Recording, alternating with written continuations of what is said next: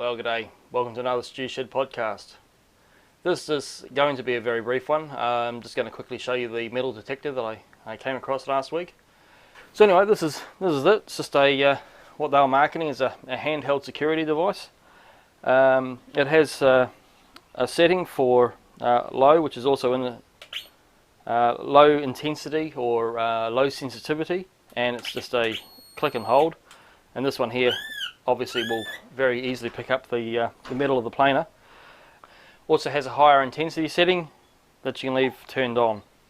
You can also plug it into a headset. I think that's more for when you hand it over to the kids and let them go do a bit of beach combing or something similar. And just powered by a 9-volt battery. So anyway, I don't think it's any different to the woodworking type one sold. Certainly its sensitivity seems to be sufficient for the task.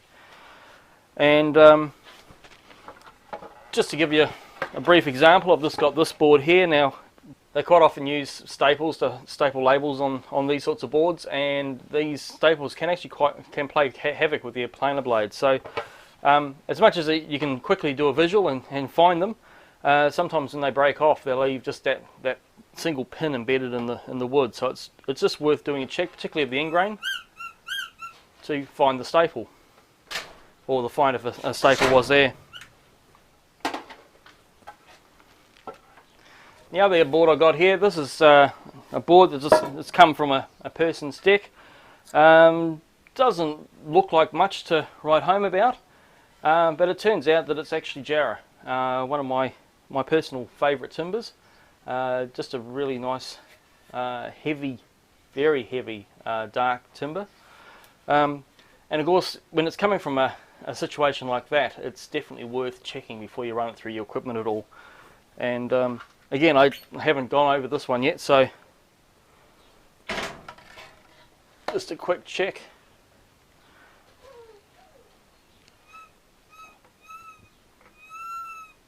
Now, I got trapped by one thing there. Obviously I'm surrounded with metal here, so if I got too close to the roof, I was actually getting a reading.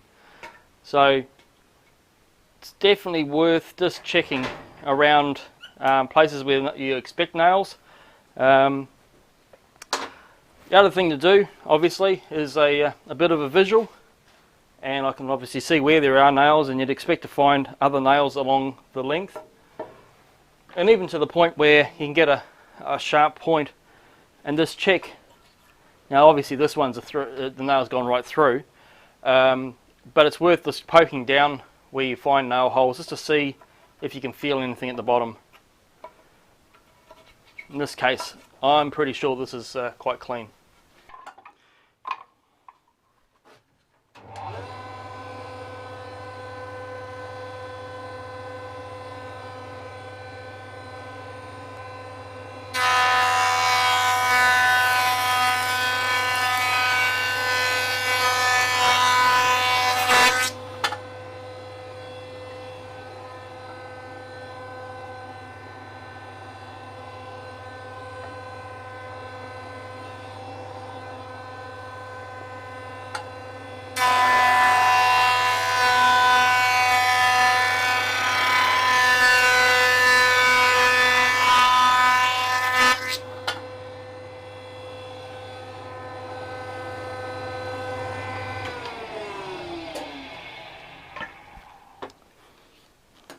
It's obviously very reassuring to be able to put it through there, and know I'm not likely to hit any metal that's going to destroy my blades.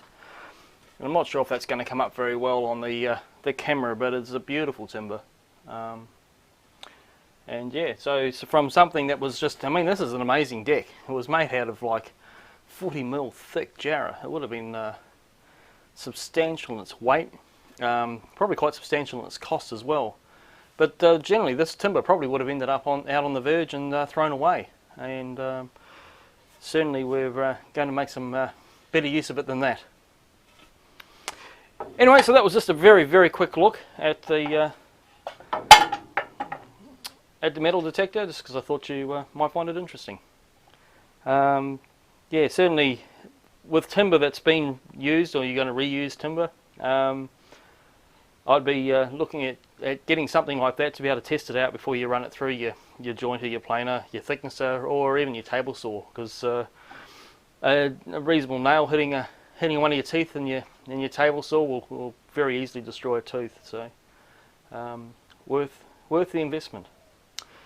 So yeah, that was just a very brief look. Anyway, till next time, I'll see you again.